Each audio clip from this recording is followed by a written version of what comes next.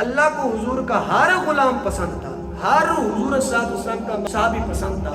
اب اس کے بارے میں حضور صلی اللہ علیہ وسلم کا واضح فرمان موجود ہے۔ حضور فرماتے ہیں ان اللہ نظر فی قلوب العباد، اللہ نے عالم ارواح میں دیکھا، سارے دلوں کو دیکھا، فرمایا جن کے دلوں کو اللہ نے پاکیزہ بایا ان کو میرا صحابی بنا۔ اب حضور تو فرمایا کہ میرے صحابہ کے ساروں کے دل پاکیزہ ہیں، پاک ہیں، اللہ نے ان کو دیکھا۔ اب کیا معاذ اللہ کو نہیں پتا چلا تھا کہ علی کے دل میں کیا ہے اور امیر معاویہ کے دل میں کیا ہے؟ ذرا بندہ سوچے کہ وہ اعتراض کس پر کر رہا ہے؟ وہ اعتراض اللہ پر کر رہا ہے۔ اب اللہ کو یہ بات نظر نہیں آئی تھی کہ امیر معاویہ اور مولا علی نے کیا کرنا ہے؟ اللہ کو یہ بات نہیں نظر آئی تھی کہ صدیق اکبر عمر فاروق نے حضور کی بیٹی کے ساتھ کیا کرنا ہے؟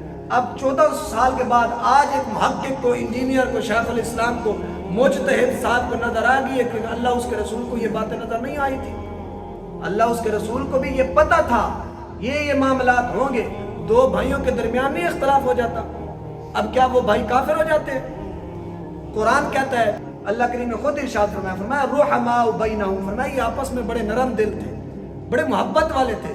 اب قرآن تو کہتا ہے یہ محبت والے تھے، اب ایک بندہ اٹھ کر کہے نہیں جناب مولا علی ایسے اور عثمان ایسے، امیر معاویہ ایسے، صدیق اکبر ایسے، نہیں، آپ کو کس نے آپ کو یہ کہا ہے کہ آپ ان کے ایمان کے بارے میں باتیں کریں؟ وہ سارے کے سارے حضور صلی اللہ علیہ وسلم کے صحابہ ہو یا اہل بیت، وہ سارے کے سارے محبت والے تھے۔ ایک روایات پیش کی جاتی ہے صحیح مسلم سے۔ اب جو امام مسلم نے باب نقل کیا نا، پورا باب اس کی پہلے ہیڈنگ سن لے کہ امام مسلم کیا کہتے ہیں۔ اس کے اوپر امام مسلم لکھتے ہیں کہ انصار اور علی کی محبت ایمان کی نشانی ہے اور ان کا بغض جو ہے نا وہ منافقت کی نشانی ہے۔ اب ہیڈنگ امام مسلم لکھ رہے ہیں، وہ امام مسلم جن کی کتاب کو ہر بندہ جانتا ہے کہ مسلم سے مسلم، اسی مسلم کے اندر امام مسلم نے 6 احادیث نقل کی ہیں اس باب کے تحت۔ اب یہ جو نوجوان بیٹھے ان باتوں کو ذرا غور سے سننا۔ اب امام مسلم نے ہیڈنگ کیا نقل کی؟ انصار اور علی کی۔ پہلا نام کس کا ہے؟ انصار، علی کا نہیں آیا۔ فرمایا انصار اور علی کی محبت ایمان ہے اور ان کا بغض جو ہے وہ منافقت ہے۔ اب پہلی 5 حدیثیں امام مسلم نے یہ نقل کی، فرمایا انصار کی محبت ایمان، بغض منافقت، محبت ایمان، بغض منافقت، محبت ایمان، بغض منافقت۔ پہلی 5 احادیثیں امام مسلم نے انصار کے بارے میں نقل کی۔ آخری حدیث میں امام مسلم فرماتے ہیں علی کی محبت ایمان اور ان کا بغض جو ہے نا منافقت ہے۔ ہمیں ایک ہی حدیث ہمارے لیے بہت ہے مولا علی کی شان میں، لیکن سوال یہ ہے وہ پہلی 5 حدیثیں آپ کو کیوں نہیں نظر آئی؟ آپ نے صرف اپنے مقصد کے لیے ایک حدیث تو نکال لی، لوگوں کو سنا دیا کہ بھی علی کی محبت وہ ایمان ہے، ان کا بغض منافقت ہے۔ وہ ہمارے لیے ٹھیک ہے، وہ ایک حدیث ہم بھی مانتے ہیں، ہم خود بیان کرتے ہیں، لیکن سوال یہ وہ پہلی 5 حدیثیں آپ کو کیوں نہیں نظر آئی؟ کیوں نہیں آپ نے بیان کیا؟ کیوں نہیں بتایا؟ حضور نے فرمایا انصار کی محبت بھی ایمان ہے اور ان کا بغض بھی فرمایا کہ منافقت ہے۔ اب جو بندہ پہلی 5 کو چھپا کر صرف ایک بیان کر رہا ہے، اس کا مطلب ہے کہ وہ امت کے اندر تفرقہ پیدا کر رہا ہے، وہ حق بات نہیں کر رہا۔ آپ اٹھا کر دیکھ لیں امام مسلم کو، میں حدیث کا نمبر بھی بتا دیتا ہوں تاکہ نوجوان موبائلوں کے اندر آج کل بڑا سرچ کرتے ہیں، لیکن موبائل کے اندر کوئی بات ٹھیک نہیں ہوتی، لیکن پھر بھی آپ جا کر سرچ کرنا۔ حدیث نمبر 235 سے لے کر 240 تک یہ 6 احادیث حضور صلی اللہ علیہ وسلم کی امام مسلم نقل کی، فرمایا انصار کی محبت ایمان اور ان کا بغض منافقت۔ پہلی 5 حدیثیں یہ نقل کر کے آخری حدیث میں فرماتے علی کی محبت ایمان ہے اور ان کا بغض منافقت۔ اب پہلی حدیثوں کو چھپا کر آخری حدیث بیان کرنا یہ کون سی دیانتداری ہے؟ کون سا ایمان ہے؟ کون سا تم حضور کے صحابہ کو مان رہے؟ یہ تم حضور کے صحابہ کو نہیں مان رہے بلکہ ان کے ساتھ منافقت اور بغض کر رہے۔ اب حضور صلی اللہ علیہ وسلم کے کئی فرمان موجود ہیں، بلکہ ایک بات سن لیں پھر اس کے بعد ہم بات کرتے ہیں۔ حضور نے فرمایا مشکل وقت میں جو بندہ میری سنت پر عمل کرے گا اللہ اس کو 100 شہیدوں کا ثواب عطا کرے گا۔ کس وقت میں؟ مشکل وقت میں۔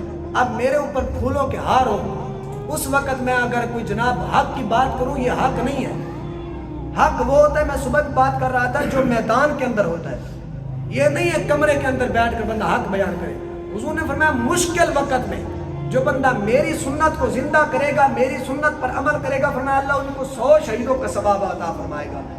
اب میرا ان لوگوں سے سوال ہے کہ حضور کی کئی فرمان موجود ہیں. حضور نے فرمایا اصحابی اصحابی اصحابی اصحابی، میرے صحابہ میرے صحابہ میرے صحابہ میرے صحابہ. اب حضور تو کہتے رہے ہوں میرے صحابہ، یہ بھی میرے صحابہ، تو اب بندہ اٹھ کر کہے کہ نہیں میں ان کو نہیں مانتا ان کو مانتا ہوں، تو خود بتائیں کہ وہ کیا حضور کی سنت کو زندہ کر رہا ہے؟ اس وقت یہ کہنا کہ ہر صحابی نبی جنتی جنتی کا نعرہ لگانا یہ حضور کی عین سنت ہے، کیونکہ حضور نے فرما دیا تھا، فرمایا مشکل وقت میں جو بندہ میری سنت کو زندہ کرے گا، یعنی میرے طریقہ کار کے مطابق یہی کہے گا کہ میرے صحابہ کا تذکرہ کرے گا، فرمایا اس وقت وہ بندہ 100 شہیدوں کا ثواب پائے گا. اب ہم جب یہ بات کرتے ہیں کہ ہر صحابی نبی جنتی جنتی، کہتے ہیں تم نے تو اپنی طرف سے بات کر دی. بھئی ہم نے کہاں گڑا ہے؟ حضور نے فرمایا میرے صحابی. اب حضور نے جب ان کو اپنا صحابی کہہ دیا، اب تم کہتے ہو فلاں ایسا تھا فلاں ایسا تھا، تمہیں کس نے یہ ڈگری دی ہے؟ کس نے کہا ہے تم حضور کے صحابہ کے بارے میں بات کرو؟ آج جناب اپنے فلسفے جھاڑیں گے، منطق جھاڑیں گے. ہمیں کسی کے فلسفے کی کسی کی منطق کی ضرورت نہیں ہے، چاہے کوئی انجینئر ہو، چاہے کوئی شیخ الاسلام ہو، چاہے کوئی عدالت میں بیٹھا ہوا جج ہو، چاہے کوئی اپنے آپ کو کہنے والا بڑا مجتہد بھی ہو، لیکن ہمارے سامنے بس اللہ کے رسول کا فرمان ہی کافی ہے. بس ہماری نظر اللہ کے قرآن پر اور حضور کے فرمان پر بند ہے. میں اعلان کہہ رہا ہوں کہ ہمیں کسی کی تحقیق کی ضرورت نہیں ہے. تحقیق وہی ہے جو بزرگان دین کر چکے ہیں. ہمیں تحقیق چاہیے تو غوث اعظم کی چاہیے، تحقیق چاہیے تو شاہ عبدالحق محدث دہلوی کی چاہیے، تحقیق چاہیے تو امام راضی کی چاہیے، تحقیق چاہیے تو داتا گنج بخش علی حجویری کی چاہیے، تحقیق چاہیے تو امام ربانی کی چاہیے، تحقیق چاہیے تو تاجدار گوڑا پیر میر علی شاہ کی چاہیے، تحقیق چاہیے تو اعلیٰ حضرت امام اہل سنت کی چاہیے، تحقیق چاہیے تو پیر سیال کی چاہیے، تحقیق چاہیے تو ہمیں امام حسن کی چاہیے، تحقیق چاہیے تو امام حسین کی چاہیے، تحقیق چاہیے تو مولا مرتضیٰ کی چاہیے، تحقیق چاہیے تو عثمان غنی کی چاہیے، تحقیق چاہیے تو عمر فاروق کی چاہیے، تحقیق چاہیے تو سیدنا صدیق اکبر کی چاہیے، اور تحقیق چاہیے تو اللہ کے آخری نبی کی چاہیے. بس بات ہمیں کسی کی تحقیق کی ضرورت نہیں، بس بات ختم. ہم تحقیق مانیں گے تو ان بزرگوں ہستیوں کی مانیں گے، اس کے علاوہ ہمیں کسی کی تحقیق کی ضرورت